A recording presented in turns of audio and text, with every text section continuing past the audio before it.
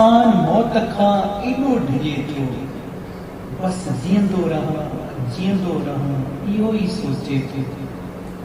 Corona virus जे करे मिलण जुलण बि बंदि आहे। हाकुर पाइण त ठहियो पर हथ मिलाइण बि बंदि आहे।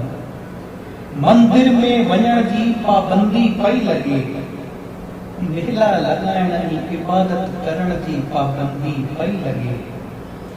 हिकु ॻाल्हि जे